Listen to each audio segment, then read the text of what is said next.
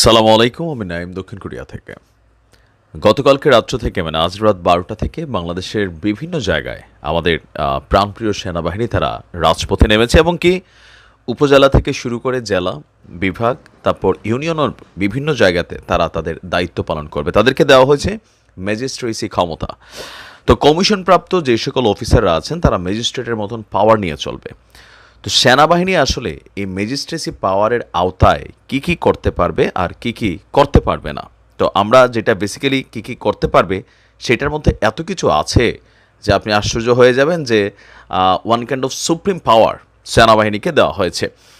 সেনাবাহিনীর নির্বাহী ম্যাজিস্ট্রেটের ক্ষমতাপ্রাপ্ত কর্মকর্তারা ফৌজদারি কার্যবিধির 1898-এর 64, 65, 83, 84, 86 আরও বিভিন্ন ধারাগুলোতে অপরাধগুলো বিবেচনায় নিতে পারবেন বলে জানানো হয়েছে। ধারা 64তে কী করতে পারবে? ম্যাজিস্ট্রেটের উপস্থিতিতে অপরাধ সংগঠনকারী যে কোনো ব্যক্তিকে গ্রেপ্তার করার বা গ্রেপ্তারের নির্দেশ দেওয়ার এবং নিজস্ব হেফাজতে নেওয়ার ক্ষমতা রাখে। মানে আপনাকে চাইলে সেনাবাহিনী গ্রেপ্তার করতে পারবে, অথবা নির্দেশ দিতে পারবে, অথবা আটকে রাখতে পারবে। এটা হচ্ছে 64। 65 ধারাতে কী আছে? গ্রেপ্তার করার ক্ষমতা বা তার উপস্থিতিতে গ্রেপ্তারের নির্দেশনা যার জন্য তিনি গ্রেপ্তারি পরোয়ানা জারি করতে পারবেন।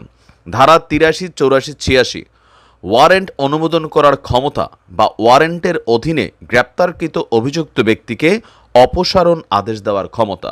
যদি কাউকে ভুলভাল কেউ গ্রেপ্তার করে সেক্ষেত্রে সেনাবাহিনী নিজেই সেই ব্যক্তিকে ছেড়ে দেওয়ার তাৎক্ষণিক ক্ষমতা রাখে। ধারা 95-2 নথিপত্র ইত্যাদির জন্য ডাক ও টেলিগ্রাফ কর্তৃপক্ষের দ্বারা অনুসন্ধান এবং আটক করার ক্ষমতা। ধারা 100 ভুলভাবে বন্দি ব্যক্তিদের হাজির করার জন্য অনুসন্ধান অথবা ওয়ারেন্ট জারি করার ক্ষমতা। মিথ্যা মামলা যারা দিচ্ছেন তাদের জন্য কিন্তু এই ধারাতে বড়ই দুঃসংবাদ আসছে। ধারা 105 সরাসরি তল্লাশি করার ক্ষমতা।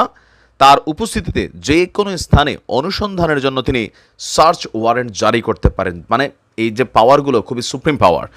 ধারা 107 শান্তি বজায় রাখার জন্য নিরাপত্তার প্রয়োজনীয় ক্ষমতা।